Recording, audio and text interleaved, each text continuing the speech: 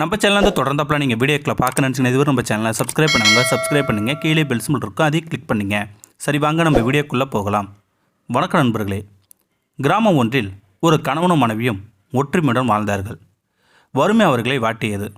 ஒரு நாள் அந்த மனைவி தன் கணவனை பார்த்து வீட்டில் உள்ள காளை மாட்டை கொண்டு போய் சந்தையில் விற்று அதில் கிடைக்கும் பணத்தை கொண்டு ஒரு பெட்டிக்கடை வைத்தால் குடும்பத்தை நகர்த்தலாமே என்று யோசனை கூறினாள் மனைவி.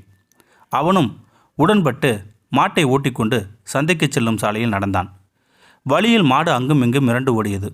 அப்போது ஆடு ஒன்று ஓட்டிக்கொண்டு வந்த ஒருவன் அவனை பார்த்து, ஏயா அந்த முரட்டு காளியுடன் சிரமப்படுகிறாய், என்னிடம் கொடுத்துவிடு, அதற்கு பதிலாக என் ஆட்டை தருகிறேன் என்றான். அறிவில் குறைந்த அந்த கணவன் மாட்டை கொடுத்துவிட்டு ஆட்டை ஓட்டிக்கொண்டு சந்தையை நோக்கி சென்றான்.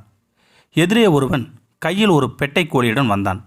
அவன் அந்த கணவனை ஏமாற்றி கோழி என்றால் கையிலே தூக்கி கொண்டு போய்விடலாம் என்றதும் அதற்கு அறிவாளி கணவன் ஒப்புக்கொண்டு ஆட்டை அவனிடம் கொடுத்துவிட்டு கோழியை வாங்கி கொண்டு சந்தைக்கு புறப்பட்டான். போகும்போது ஒரு பிரியாணி கடை. அந்த கடைக்காரன் அந்த கோழியை வாங்கி அன்றைக்கு சமைத்து விட திட்டம் போட்டு அந்த முட்டாள் கணவனிடம் நயமாக பேசி ஒரு குவளை தேநீருக்காக கோழியை வாங்கி கொண்டான். அந்த முட்டாள் கணவன் தேநீரை குடிக்கும்போது அவன் வீட்டு பக்கத்து வீட்டுக்காரன் இவனை பார்த்து, அடா முட்டாளே, நானும் உன்னை கவனித்து கொண்டுதான் வருகிறேன். மாட்டை கொடுத்து விட்டு ஆட்டை வாங்கினாய், ஆட்டை கொடுத்து கோழியை வாங்கினாய், கோழியை கொடுத்து தேநீர் வாங்கி சாப்பிடுகிறாய். இதெல்லாம் உன் மனைவி அறிந்தால் உன்னை விட்டு ஓடிவிடுவாள் அல்லது உன்னை அடித்து துரத்துவாள் என்றான் அந்த பக்கத்து வீட்டுக்காரன். அந்த முட்டாள் கணவன், அப்படியெல்லாம் ஒன்று நடக்காது, என் மனைவி எனக்கு தெரியும் என்றான் அவன். தான் சொல்வதுதான் நடக்கும் என்றான் பக்கத்து வீட்டுக்காரன். நடக்குமா நடக்காதா என்பதற்கு இருவரும் பந்தயம் கட்டி கொண்டனர்.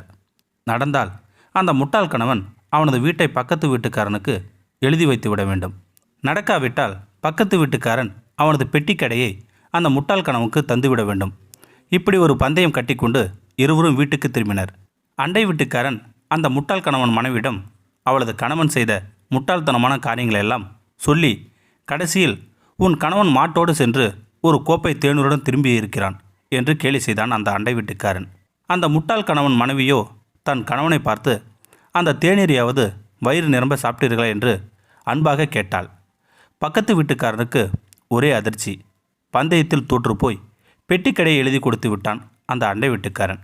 மறுநாள் அந்த முட்டாள் கணவனை பார்த்து அவன், என்னடா உன் மனைவி உன்னை விட முட்டாளாக இருக்கிறாளே என்று கேட்டான் அந்த அண்டை வீட்டுக்காரன். அப்படி ஒன்றுமில்லை, என்னதான் அவளுக்கு என் மீது வருத்தமோ கோபமோ இருந்தாலும் அதை பிறர் முன்னால் காட்டிக்கொள்ள மாட்டாள். நானும் அப்படித்தான் நடந்து கொள்வேன்.